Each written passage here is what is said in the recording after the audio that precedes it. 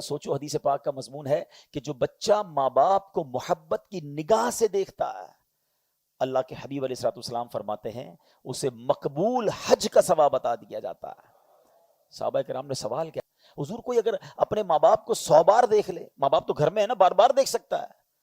نبی پاک نے کیا فرمایا؟ اللہ اکبر و اطیب، اللہ بہت بڑا اور پاک ہے، اگر کوئی 100 بار بھی دیکھے اللہ 100 حج کا ثواب عطا فرماتا۔ ماں باپ، اچھا اب ذرا سمجھداری والی بات سمجھو نا، محبت سے دیکھنے پر حج کا ثواب ہے تو پیر دبانے کا ثواب کتنا ہوگا؟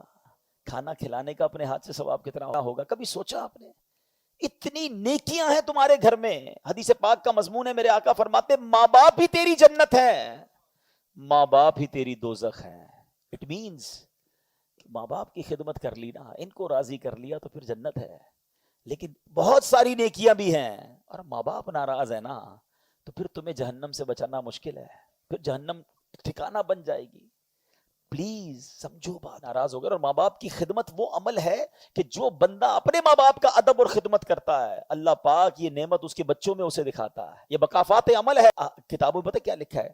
باپ کا ادب یہ لکھا ہے کہ باپ کے آگے بیٹا ایسا رہے جیسے غلام رہتا ہے، مگر آج حال یہ ہو گیا کہ بوڑھے باپ جو ہے وہ بیٹے کے آگے غلام نظر آتا ہے کہ بیٹا تھوڑا میرا کام کر دے۔ نہیں ابو نہیں ہے، میرے پاس ٹائم نہیں ہے۔ ارے تھوڑے پیسے دے دے، یہ تو میرے ہیں، آپ نے کیا کمایا تھا؟ میرے ہیں۔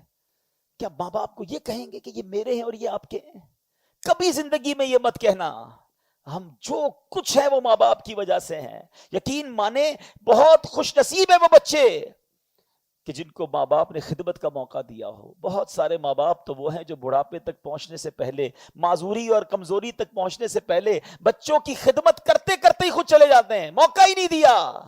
اگر آج تمہارے ماں باپ نے تمہیں کوئی خدمت کا موقع دیا ہے تو اس کو سعادت سمجھنا۔ ہمارے پیسوں کا نصیب ہے کہ وہ ماں باپ پہ خرچ ہو جائے۔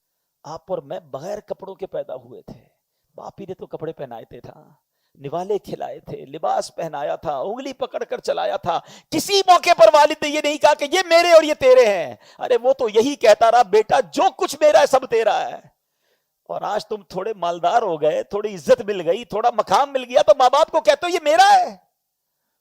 کبھی نہ کرنا یہ ہے۔ بوڑھے ماں باپ کو ایک یقین دلا دو، وہ کچھ نہیں لے جائیں گے تمہارا، ایک آنر دے دو انہیں کہ میں جو کچھ ہوں نا ابو جان وہ آپ کی وجہ سے ہوں، اور میرے پاس جو کچھ ہے، میری ماں، میرے والد، یہ سب آپ کا ہے۔ یقین کرو یہ جو آنر ہے نا، یہ جو اعزاز ہے، یہ جو فخر ہے، بڑھاپے میں نے یہ تو دے دو۔ اور اگر ماں باپ ناراض ہے نا پلیز دنیا میں منا لو، چلے گئے تو کیسے مناؤ گے؟ پھر یاد آئیں گے، پھر خدمت بھی یاد آئے گی۔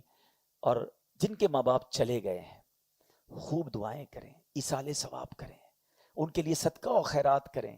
میں تو کئی بار مشورہ دیتا رہتا ہوں کہ ہمارے ماں باپ نے ہمیں دنیا میں گھر دیے ہیں نا، اللہ نے جس کو نوازا ہے نا وہ اپنے ماں باپ کو جنت کا گھر لے کے دیتے ہیں۔ وہ کیسے؟ اللہ کے حبیب علیہ الصلوۃ والسلام فرماتے ہیں جو اللہ کے لیے مسجد بناتا ہے اللہ اس کے لیے جنت میں گھر بناتا ہے۔ تو اللہ نے نوازا ہے نا، بے شک چھوٹی سی کہیں غریب علاقے میں بنا لو، اپنے ماں باپ کے نام کی بنا دو تاکہ اللہ انہیں جنت میں گھر عطا کر دے۔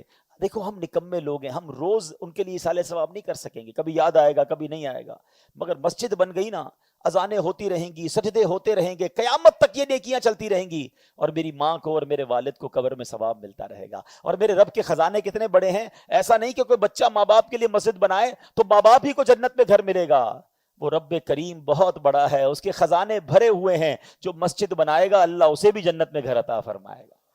تو یہ ماں باپ کے لیے فکر کیا